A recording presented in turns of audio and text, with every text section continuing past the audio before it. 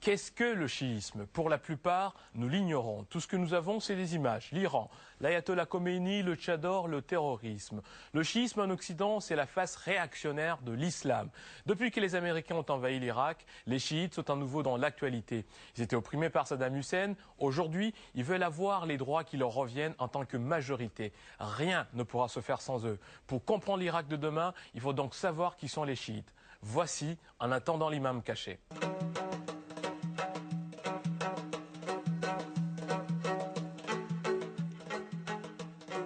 1 milliard, c'est le nombre de musulmans dans le monde aujourd'hui.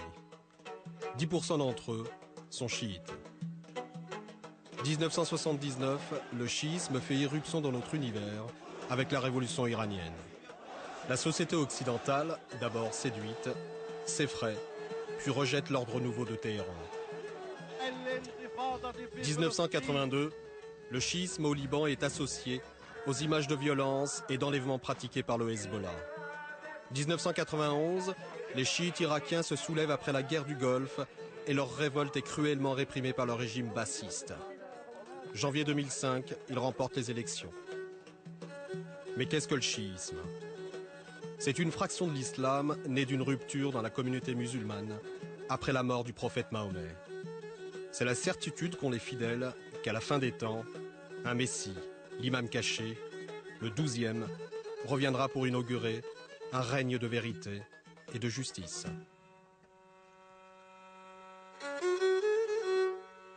Si l'on en croit les textes sacrés, l'islam commence en l'an 611, non loin de la Mecque. Un homme d'une quarantaine d'années, qui dormait dans une grotte, raconte avoir été réveillé à plusieurs reprises par une apparition. L'homme s'appelle Mahomet. À chaque fois, l'apparition lui dit « Tu es l'envoyé de Dieu, le prophète d'Allah, le Dieu unique. » Et elle lui demande de proclamer ce Dieu aux hommes. De la révélation naquirent le Coran, l'islam et la communauté des musulmans. À sa mort en 632, Mahomet n'a pas formellement désigné son successeur. Qui va devenir le calife, le nouveau guide des musulmans? عندما توفي رسول الله عندما قبض الرسول صلى الله عليه وسلم وحصل ذلك. Quand le prophète est mort, un conflit a éclaté à propos de sa succession. والتي كان صحابة النبي جزء كبير من صحابة النبي. Une grande partie des compagnons du prophète, que la paix soit sur lui, considérait qu'il avait pris ses dispositions au sujet de sa succession et qu'il avait nommément désigné un homme, Ali. Ali, cousin et gendre de Mahomet, réclame la succession en tant que proche parent du prophète. Un prophète dont les paroles, disent les théologiens chiites, désigne Ali comme seul légataire. La plus connue est le récit du manteau. Un jour, le prophète couvrit de son manteau sa fille, son cousin Ali et leurs 2 enfants. Un acte qui symbolise pour les chiites la transmission du don prophétique à Ali et à ses descendants.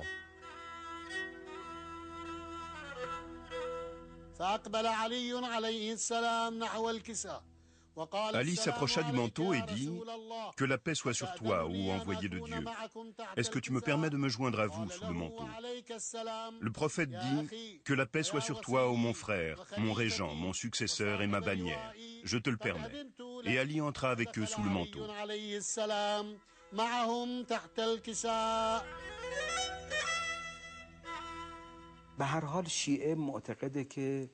Pour les chiites, Ali est le successeur immédiat du prophète Mahomet.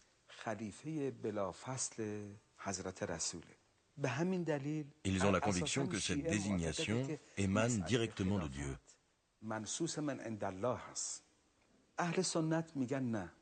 Alors que pour les sunnites, on envisage la succession sous la forme d'une élection. Les grands sages, les savants, les notables de la ville se réunissent et désigne le successeur du prophète. La communauté des musulmans estime qu'Ali est trop jeune et que d'autres candidats sont plus légitimes. C'est le cas d'Abou Bakr, un des premiers compagnons de Mahomet, âgé de 62 ans. C'est Abou Bakr qui a pris la succession. Mais les partisans d'Ali n'ont pas cessé de croire qu'Ali était l'imam légitime. Ali se plie à la décision prise par la communauté. Mais ses fidèles ne reconnaissent pas la légitimité du premier calife Abou Bakr. C'est la création d'un nouveau groupe que l'on appelle Shi'at Ali, partisans d'Ali. D'un point de vue étymologique, le mot chiisme veut dire reconduire ou adhérer. Par exemple, on dit que quelqu'un a reconduit l'autre jusqu'à la porte, c'est-à-dire qu'il l'a suivi et accompagné jusqu'à la porte. Historiquement, les partisans sont un groupe qui a suivi le chemin de l'imam Ali. Et par la suite, ce groupe a été appelé les chiites.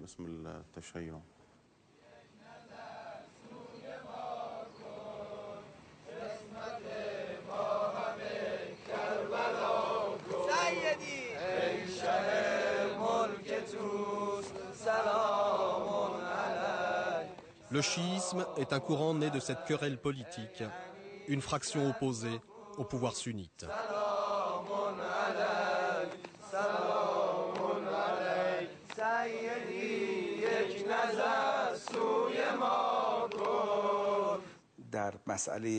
Pour dire les choses autrement, la vraie question est celle-ci. Qui pouvait remplacer le prophète Mahomet? Cette question du remplaçant était véritablement d'une importance extrême. Mais en ce temps-là, cela n'a pas été théorisé ainsi. Il s'agissait juste de conflits. Des querelles qui, d'ailleurs, ressemblaient plus à des divergences politiques.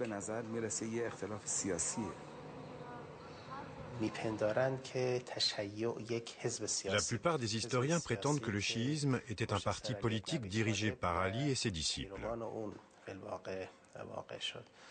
C'est évidemment réducteur.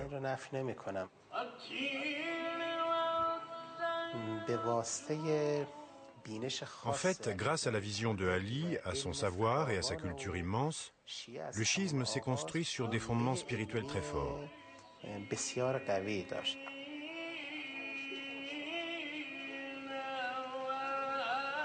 Le chiisme se confond avec l'islam. Le mot lui-même signifie obéissance aux représentants spirituels du prophète. Le chiisme n'est rien d'autre que l'islam véritable.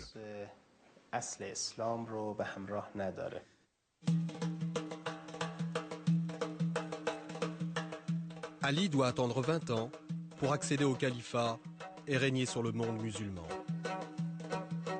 Après de nombreuses batailles emportées sous la bannière de l'islam, le nouvel empire s'étend de l'Afrique du Nord à l'Iran.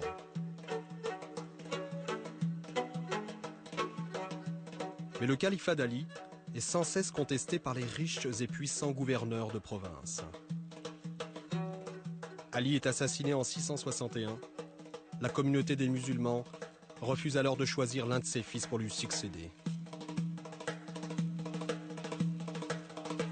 Dans la confusion, Muawiyah, le gouverneur de Damas, s'empare du califat avec son fils Yazid. Et Hussein, un des fils d'Ali, se rebelle contre le nouveau calife. Yazid ne faisait rien qui soit sur les chemins de l'islam. Bien au contraire, il commettait les pires péchés, comme il est relaté dans les livres d'histoire. Et le fait de codifier l'islam allait lui permettre de laisser le champ libre à son plein pouvoir. L'imam Hussein a voulu se soulever contre ce joug, pour que l'islam renaisse et suive le chemin que Dieu lui a destiné jusqu'au jour dernier.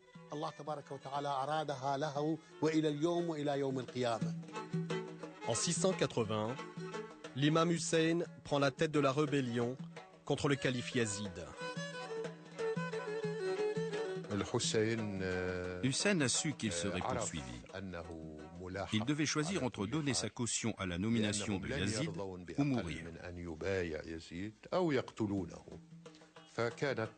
Il a donc quitté Médine et pris la direction de la Mecque. Puis il est allé vers l'Irak.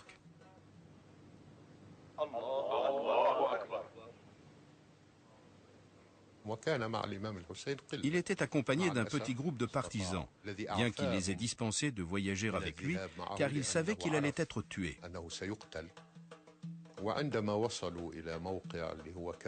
Et c'est ainsi qu'ils sont arrivés à cet endroit appelé Karbala. Mais l'armée de Yazid était déjà là. On a ordonné à Hussein de faire serment d'allégeance à Yazid.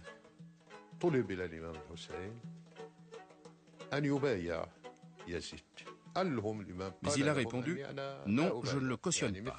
Quelqu'un comme moi ne peut pas cautionner quelqu'un comme toi. Mais laisse-moi au moins repartir à la Mecque. » Et la réponse fut non, on te l'interdit.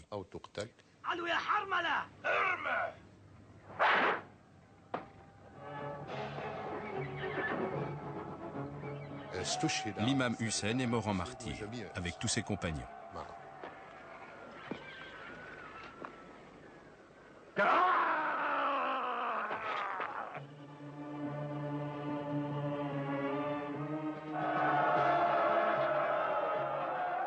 Le massacre de Karbala est le mythe fondateur du chiisme. Désormais, les chiites ne feront plus allégeance au calife et choisiront leurs propres guides spirituels et politiques, les imams.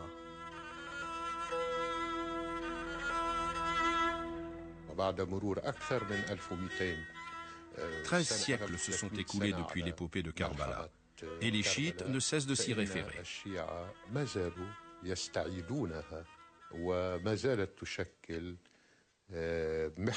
Karbala constitue un des axes principaux qui lie le groupe.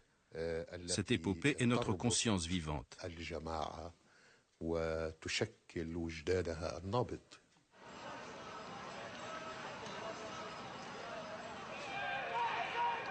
Depuis, Kerbala en Irak est la ville sainte du chiisme après la Mecque. Elle abrite le tombeau d'Hussein.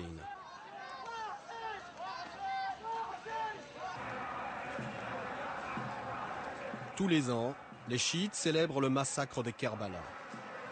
Des cérémonies spectaculaires, expiatoires, appelées Ashura, retracent le geste d'Hussein.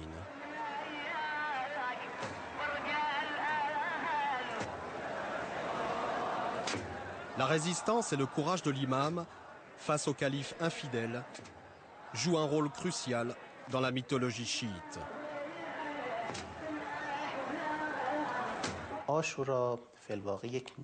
Pour les chiites, Ashura a pour objectif symbolique de combattre l'injustice. Et ce symbole, plus qu'aucun autre, est très présent de façon indélébile dans l'âme de tous les chiites.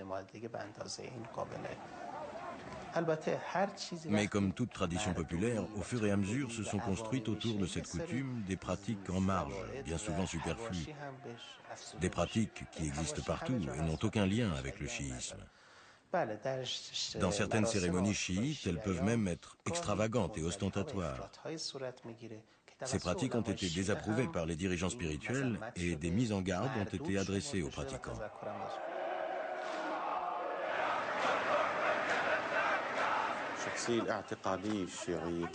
Pour nous, si l'identité chiite a survécu en tant qu'identité islamique, c'est dans les preuves. Le concept d'injustice chez l'imam Hussein est une notion extrême pour préserver l'identité religieuse et culturelle du groupe.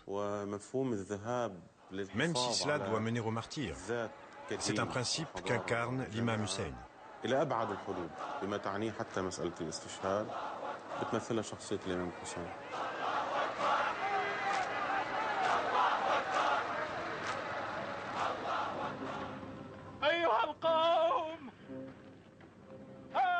Depuis le meurtre de l'imam Ali et de son fils Hussein, les chiites ont toujours connu la persécution.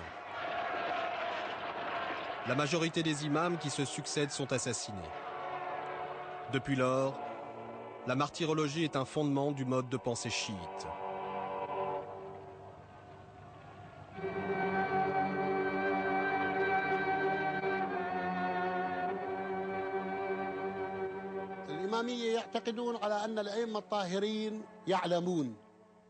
Pour les chiites, les imams purs connaissent le destin que Dieu leur a prédit. Ils acceptent ce qui a été dicté.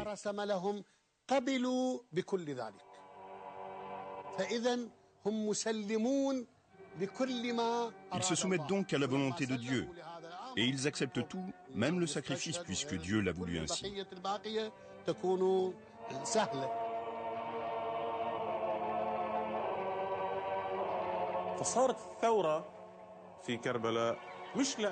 Le sacrifice de Karbala n'a pas eu lieu parce que dans la pensée chiite, il existerait des commandements de type suicide ou mort préméditée, mais parce qu'il existe d'autres commandements, comme celui de sauvegarder la religion dans sa pureté et dans sa vérité.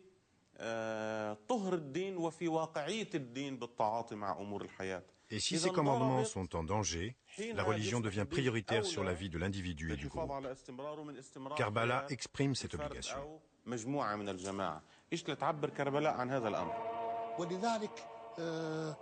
Notre clergé s'est beaucoup sacrifié. Ce chemin est sans fin. Mais les chiites croient en l'existence d'un défenseur. Comme la Sainte Sourate le dit, Dieu défendra ceux qui ont cru en lui.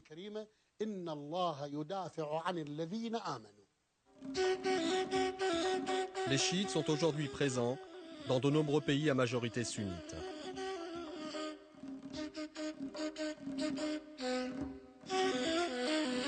En Arabie Saoudite, ils représentent près de 20% de la population, mais les discriminations dont ils sont victimes leur interdisent toute pratique religieuse.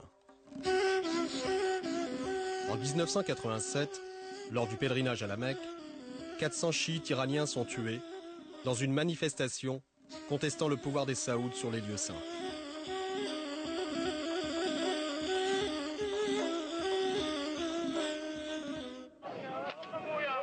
En Irak, sous le régime de Saddam Hussein, ils subissent une répression particulièrement féroce. En mars 1991, à Kerbala, ville sacrée du chiisme, des dizaines de milliers d'entre eux sont massacrés par les troupes de Saddam.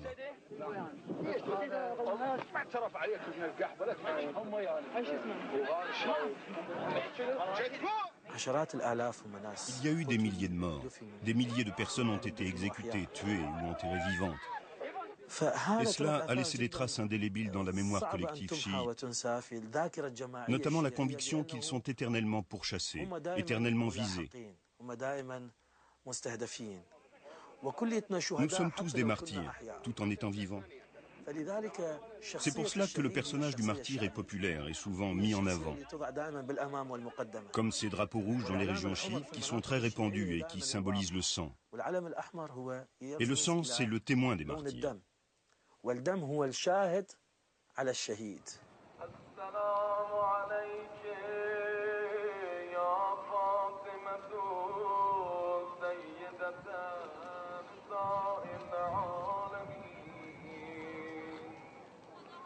Pour les chiites, les tombeaux des imams et de leurs descendants sont des lieux de pèlerinage.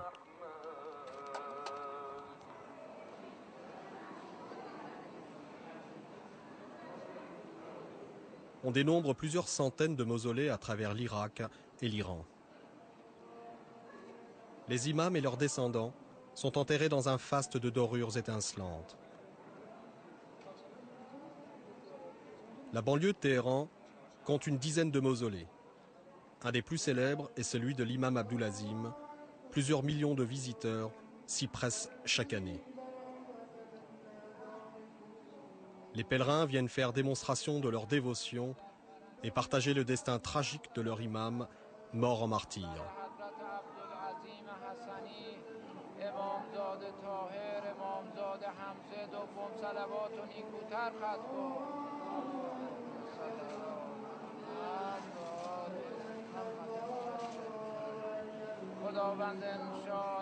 La reconnaissance qu'ils doivent à leur imam passe par un voyage initiatique qui consiste à pleurer et mener avec eux un combat symbolique contre les forces du mal.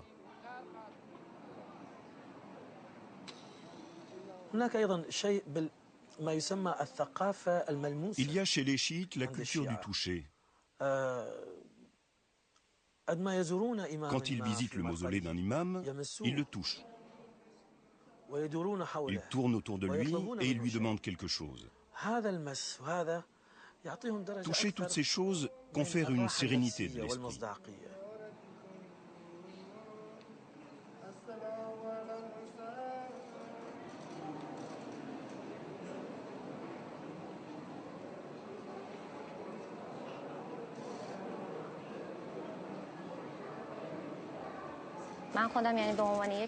Je sais qu'ici, au mausolée d'Abdulazim, lorsque j'ai demandé quelque chose avec tout mon cœur, je l'ai obtenu.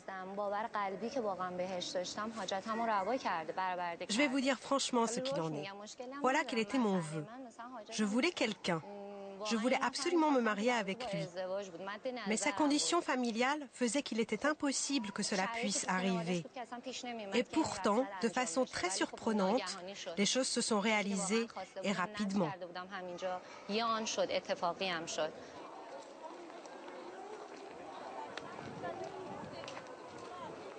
Le vœu de tous les chiites est d'être enterré à Nadjaf ou à proximité du tombeau d'un imam. Quiconque est enterré dans une terre considérée comme sacrée est sûr de trouver le chemin du paradis.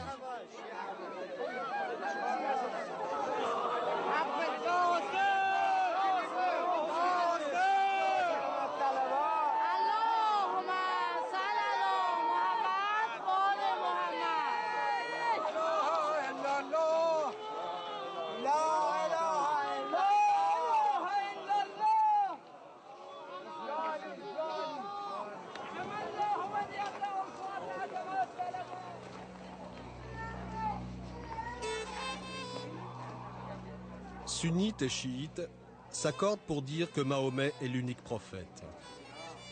Après lui, il n'y a pas eu et il n'y aura plus de messager de Dieu. Mais pour les chiites, la place des imams est essentielle. Ils sont les descendants du prophète, les héritiers du message de Dieu et ses interprètes. Les sunnites pensent au contraire que la parole du Coran est intangible.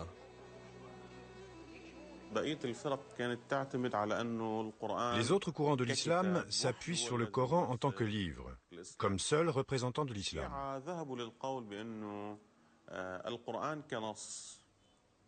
De leur côté, les chiites affirment que le Coran en tant que texte est bien l'élément qui regroupe toutes les phases de l'islam, il est bien le représentant de l'islam, mais il doit y avoir un imam, un homme capable d'assimiler le mouvement du Coran dans le contexte, de le représenter dans son application pratique, dans le discours qu'il tient au niveau idéologique et au niveau des valeurs.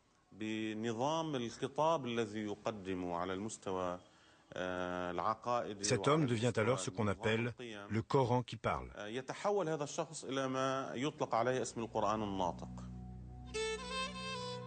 Pour les chiites, Ali est le détenteur de la lumière divine.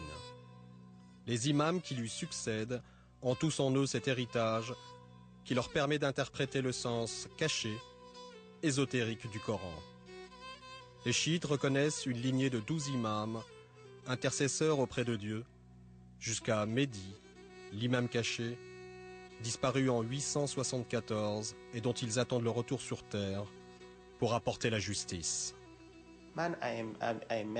Pour moi, les imams, les descendants du prophète, sont les personnes les plus élevées, les plus qualifiées pour interpréter correctement le Coran et les hadiths, les dires du prophète. Mais affirmer qu'ils sont des surhommes, ça je ne le ferai pas.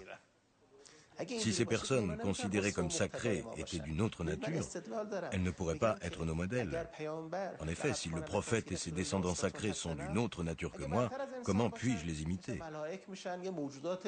S'ils sont des êtres supérieurs, ils ne peuvent pas être humains comme vous et moi. Ils seraient plutôt des anges. Or, ce n'est pas le cas. Le prophète et ses descendants sacrés ne sont donc pas des surhommes. Leur supériorité provient de leur savoir, non de leur nature.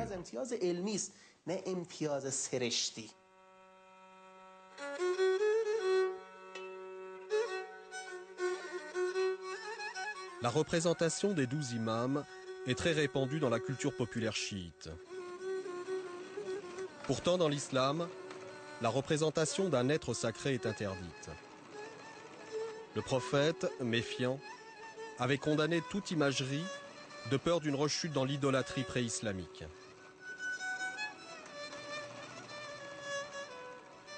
Outrage suprême, on trouve aussi les portraits du prophète Mahomet.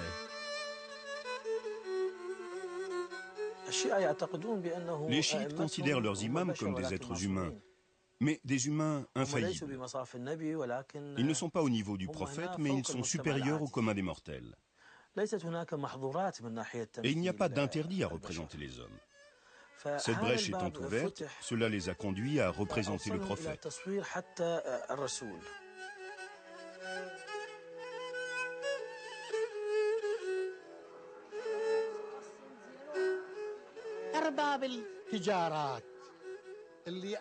Les commerçants ont voulu profiter de ce créneau, sachant que les chiites aiment leurs imams et qu'ils aiment regarder leurs images.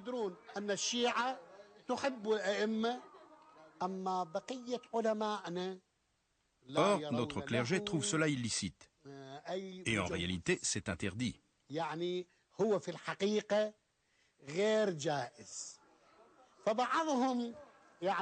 Mais si un des membres de notre clergé essayait de combattre cela, par exemple en émettant un décret interdisant la représentation, il serait l'objet d'accusation. Car cela menacerait et mettrait en péril les intérêts de ces marchands.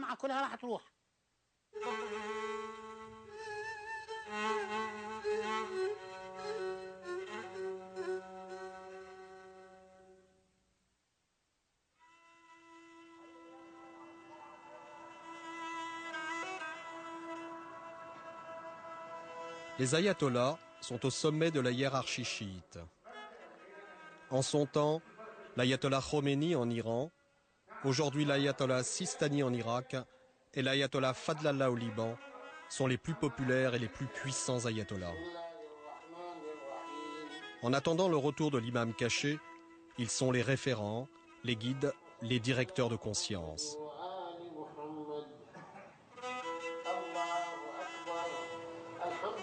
Les chiites ont le devoir de les imiter et de les suivre.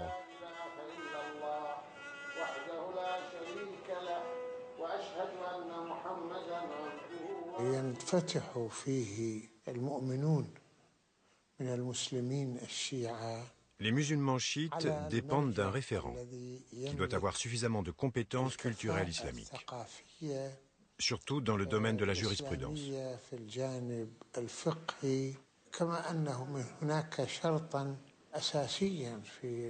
Le critère indispensable que doit avoir le référent est la droiture religieuse, de façon à ce que son comportement soit en adéquation avec la ligne directrice islamique.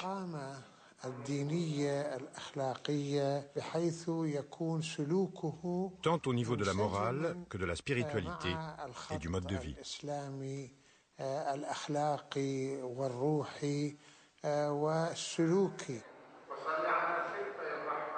L'ayatollah Fadlallah, descendant de la famille du prophète, est un guide à qui l'on doit faire allégeance. Il dirige un clergé chargé de transmettre sa parole et son interprétation des textes sacrés. Des millions de fidèles sont ses disciples.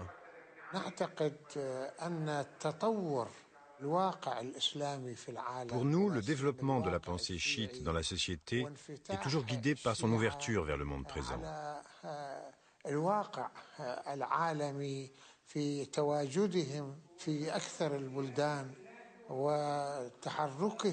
Il y a donc nécessité d'évoluer dans les domaines politiques, culturels, sociaux et sécuritaires.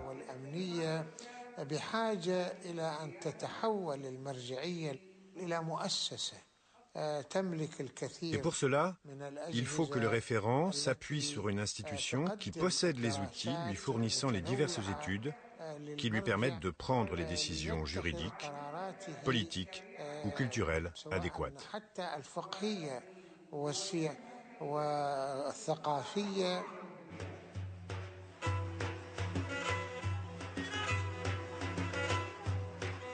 Chaque imam de quartier prélève environ 20% du revenu des fidèles.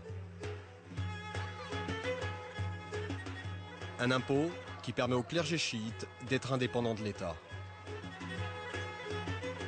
Il possède des écoles, des hôpitaux, des orphelinats.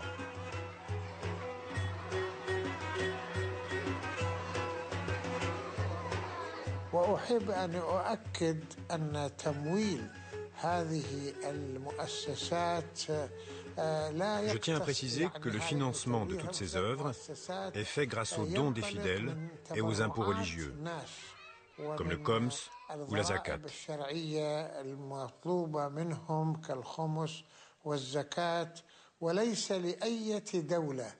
Ce ne sont pas les pays arabes ou non arabes comme l'Iran qui financent quoi que ce soit.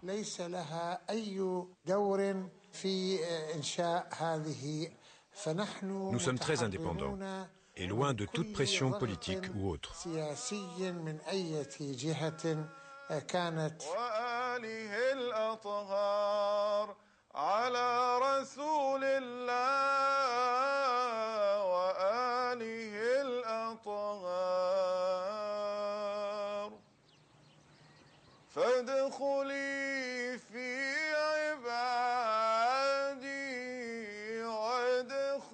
Au temps de l'imam Ali, l'empire perse est sur le déclin. Au 7e siècle, l'Iran devient musulman.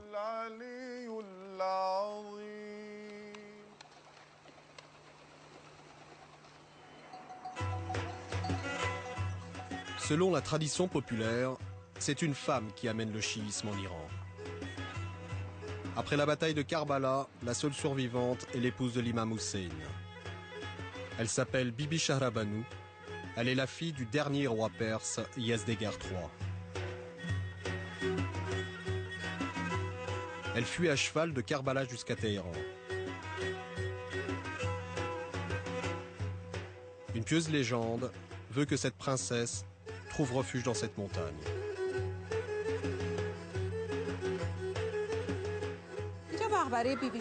Ici, nous sommes au mausolée de Bibi Shahrbanu, qui était l'épouse de l'imam Hussein. Il y a beaucoup d'histoires à propos de cette femme.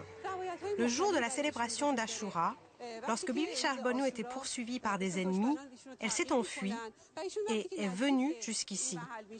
Devant cette montagne, elle a invoqué Dieu, rempli de terreur. Et la montagne s'est ouverte en la laissant y pénétrer. Et plus tard, on l'a enterrée ici, dans ce mausolée.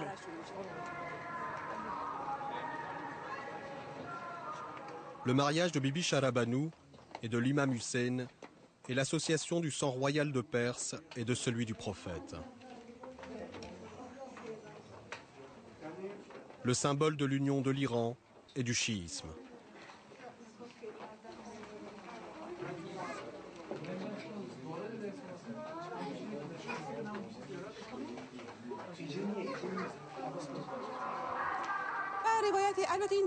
Mais l'histoire de Bibi Shahrbanu n'a aucun fondement historique. En effet, la date de son décès ne figure dans aucun livre ni texte historique.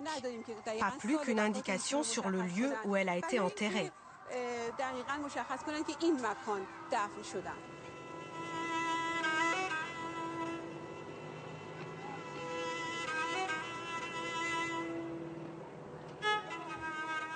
En 1501, le Shah Ismaël Ier impose le chiisme comme religion officielle. Tous les chahs qui lui succéderont, jusqu'au dernier, Mohamed Reza Pahlavi, seront les protecteurs des chiites.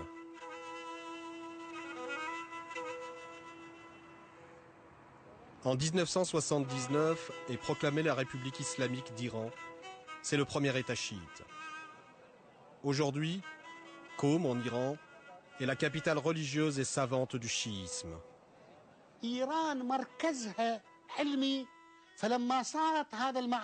Quand l'Iran est devenu un centre de sciences religieuses, tous les étudiants ont commencé à affluer. Ils sont aujourd'hui près de 50 000. Où il y avait de nombreux savants était à Najaf, en Irak. Et pendant 1000 ans, il a été là-bas. Mais cela fait des années maintenant que ce centre s'est déplacé et se trouve à Qom.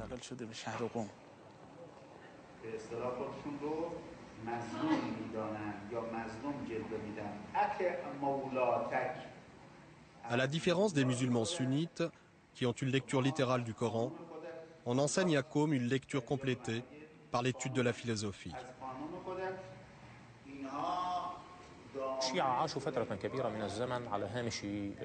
Les chiites ont longtemps vécu en marge de l'évolution de la société islamique.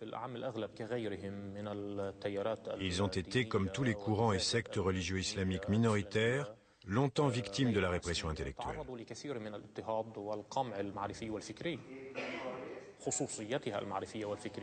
Le seul moyen pour ces courants de survivre et de se développer en tant que courant intellectuel était donc de fonder leur propre système de pensée et leur propre système philosophique. un système leur permettant de rester en vie.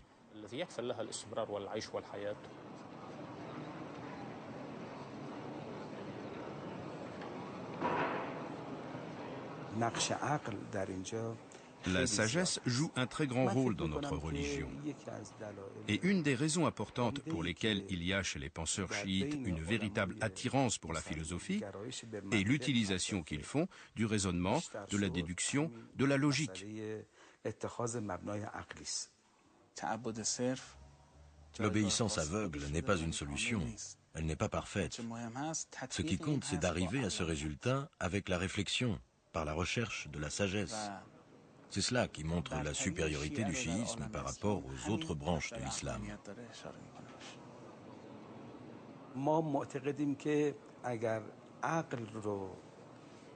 Nous pensons que si la sagesse n'est pas un réel pilier, aussi bien dans les mots que dans les actes, nous irions vers un fanatisme.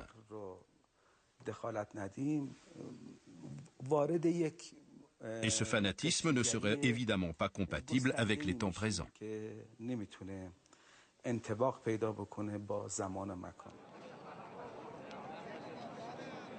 Au début des années 60, l'imam Khomeini est chef spirituel et professeur à Qom. Il critique violemment les réformes entreprises par le Shah d'Iran, notamment l'occidentalisation du pays. Il est contraint à l'exil. Pendant ces 10 années d'absence, il publie des textes révolutionnaires islamiques qui sont diffusés secrètement dans les écoles religieuses iraniennes.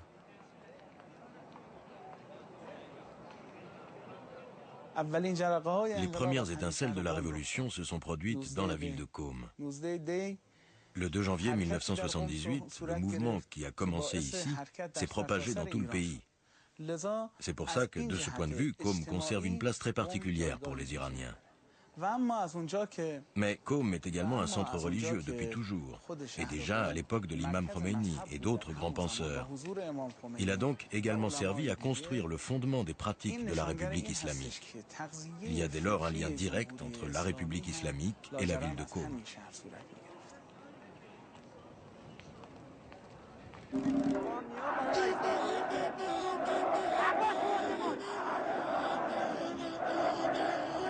Ce soulèvement, qui s'étend à tout le pays, remet en cause le pouvoir absolu du Shah d'Iran et provoque son départ.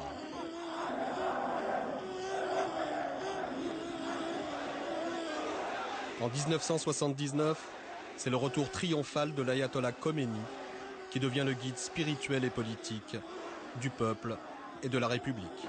La révolution iranienne n'était pas plus religieuse que les autres révolutions. Les 3 dernières décennies du règne du Shah, c'est le Shah lui-même qui a détruit toutes les bases sociales, culturelles de sa propre légitimité. Les partis politiques, la diversité d'opinion a été combattue autant, sinon plus, que les structures tribales, les structures traditionnelles. Il y avait le seul endroit qui avait échappé relativement de bulldozer de Sa Majesté. C'était la mosquée, la religion. La révolution iranienne, c'était une révolution populaire, où tous les courants politiques, de l'extrême gauche jusqu'à l'extrême religieuse, y ont participé. Est arrivée l'affaire de la prise d'otage de l'ambassade américaine.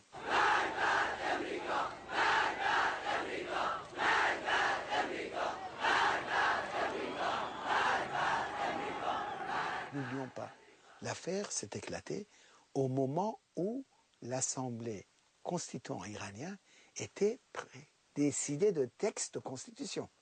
Dans le projet de constitution qui a été approuvé par l'ayatollah Khomeini même, par le Conseil de la Révolution, il n'y avait aucune référence pour le pouvoir privilégié des mollahs. C'est grâce à l'affaire des otages et les tensions que ça a déclenché, cette radicalisation due à l'affaire des otages, qu'une petite minorité de clergés a réussi à imposer son point de vue dans l'élaboration de la Constitution. Et cette petite partie des religieux a très bien compris que c'est en jouant de la surenchère radicale et en appelant de ses voeux cet affrontement avec l'étranger, il peut créer un ciment national dans lequel il peut imposer son monopole de pouvoir.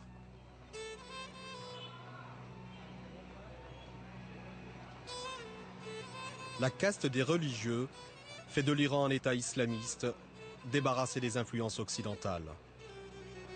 La charia, la loi islamique, est appliquée avec rigueur. Des milliers de personnes sont emprisonnées et même exécutées.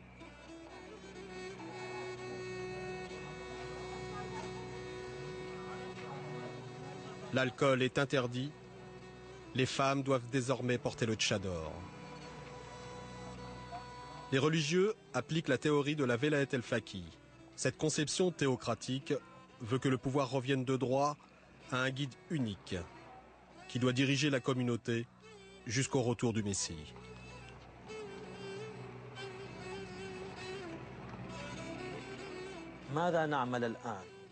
En attendant le Messie, que faut-il faire pour préparer sa venue? Faut-il gérer la communauté des croyants pour accueillir le Messie? Ou faut-il laisser cette communauté gérer ses affaires par elle-même en attendant le Messie? Les chiites croient qu'il est illogique que Dieu ait créé les hommes et envoyé un prophète, puis qu'il ait laissé ses adorateurs dans le désarroi, sans un guide, sans un imam, sans ce guide infaillible et respecté.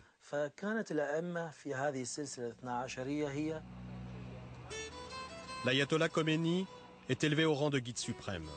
Il est le vicaire de l'imam caché. Son pouvoir et celui de son successeur sont mis au-dessus de toutes les institutions et de tous les autres pouvoirs par la Constitution elle-même. Contester ce principe est un crime. Cette théocratie est l'instauration de la gouvernance de juristes théologiens dans l'attente de la réapparition de l'imam caché.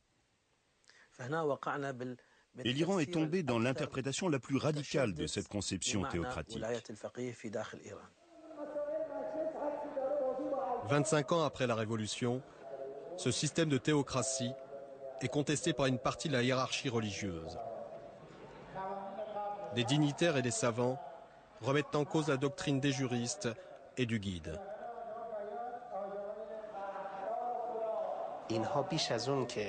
Ces principes ne prennent pas racine dans les livres traditionnels. Ils découlent des réalités historiques. Je pense que dans les livres traditionnels religieux, dans le Coran, il n'y a aucun avis politique édicté. La politique est laissée au jugement et à la raison des musulmans.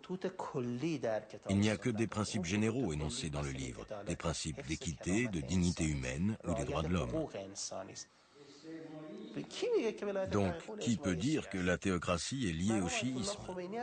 Feu l'ayatollah Khomeini a choisi cette forme de gouvernement par une sorte de besoin politique spécifique, et je peux le comprendre. Ce faisant, il voulait conserver les traditions de grandeur de son pays. Mais cela ne signifie pas que cette forme de gouvernement soit la seule théorie politique chiite. Laisser le pouvoir du peuple au peuple, voilà un principe musulman.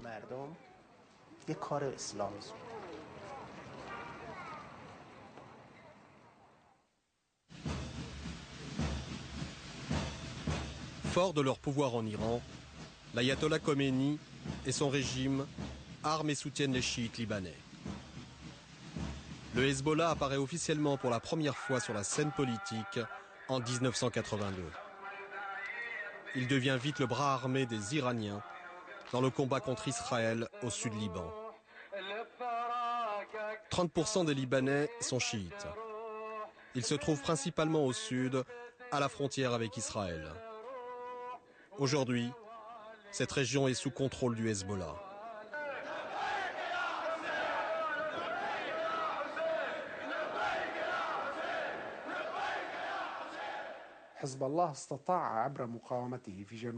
Le Hezbollah a pu, par sa lutte au sud Liban, faire entrer les chiites dans l'équation du Moyen-Orient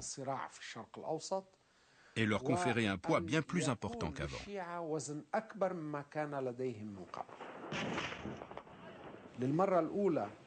C'est grâce au Hezbollah que pour la première fois, Israël s'est retiré du sud Liban sans condition ni réserve. Et c'est une chose d'une grande importance par rapport à la culture politique arabe, qui a longtemps souffert de la fuite des armées et des soldats arabes devant les chars israéliens, et longtemps souffert des défaites.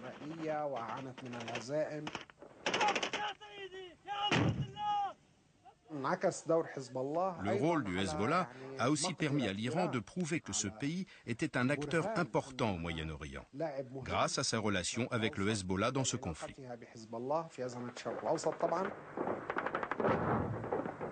Pendant le conflit qui l'oppose à l'armée israélienne, le Hezbollah applique une nouvelle stratégie, les enlèvements d'occidentaux et les attentats kamikazes. Les combattants morts pour la cause sont élevés au rang de martyrs, à l'image de leur imam. Nous sommes dans une situation de mobilisation extrême, de martyrs, dans une lutte contre l'ennemi sioniste. Aujourd'hui, quand on évoque la violence, on pense immédiatement au comportement chiite, que l'on pourrait caractériser par l'utilisation de la force pour préserver l'origine de l'existence.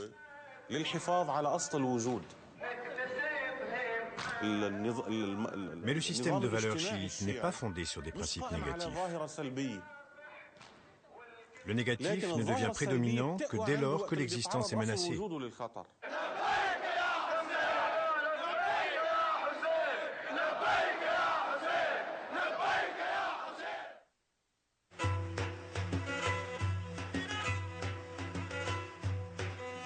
Le 30 janvier 2005 se sont déroulées pour la première fois, depuis la chute de Saddam Hussein, les élections en Irak. La liste parrainée par l'ayatollah Sistani a remporté la majorité des sièges de l'Assemblée constituante. Aujourd'hui, l'ayatollah Sistani prône une ligne politique pacifique et de séparation traditionnelle entre religion et politique. C'est le nouveau guide spirituel des chiites.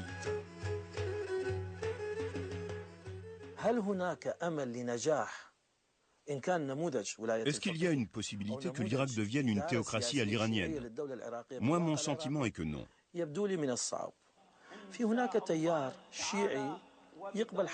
Il existe un courant chiite qui accepte un partage des pouvoirs avec des Kurdes et des sunnites. Il n'est pas ouvertement laïque à l'européenne, mais disons qu'il est pluraliste.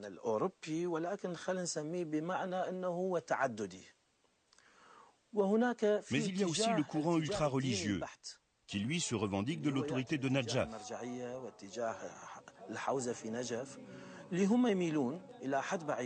Ce courant préférerait un régime irakien basé culturellement et socialement sur l'islam, mais sans aller pour autant jusqu'à considérer l'islam comme la seule source de droit. C'est la thèse de l'ayatollah Sistani. Jusqu'à aujourd'hui, il n'est pas partisan d'une théocratie comme en Iran. Il ne soutient pas une fusion entre la religion et l'État.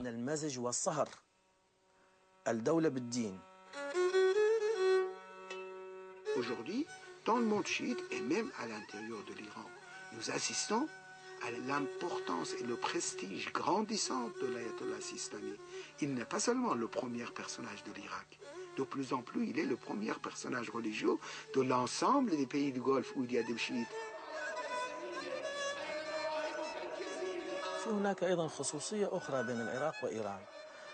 Il y a une particularité qui différencie l'Irak et l'Iran.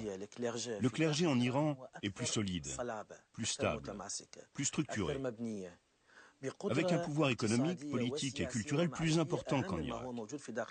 En Irak, il y a une certaine pauvreté dans le nombre, une pauvreté dans le pouvoir économique et dans la capacité à s'organiser. Ajoutez à cela que Saddam Hussein a poursuivi le clergé et lui a porté un coup fatal en 1991. Les écoles religieuses et l'enseignement ont été extrêmement affaiblis, chose qui ne s'est pas produite au temps du Shah d'Iran.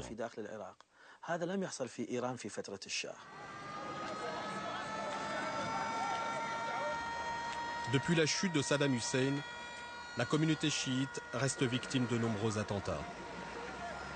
Ces violences ont souvent lieu aux portes des mosquées des villes saintes du chiisme, Najaf et Kerbala, là où reposent depuis 13 siècles l'imam Ali et son fils, l'imam Hussein.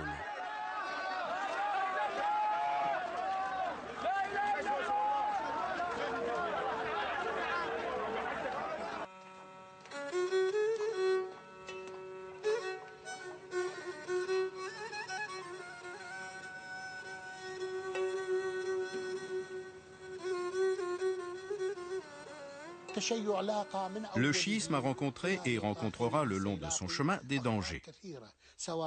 Il y a les wahhabites, les sunnites extrémistes, mais il n'y a pas que les wahhabites. Il y a également des extrémistes parmi les juifs et les chrétiens qui s'opposent aussi à notre cause.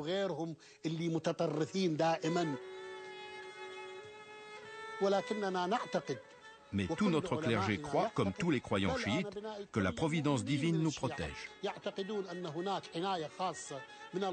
Jusqu'à l'apparition de l'imam caché qui répandra la justice et l'équité après le règne de l'injustice et de l'oppression.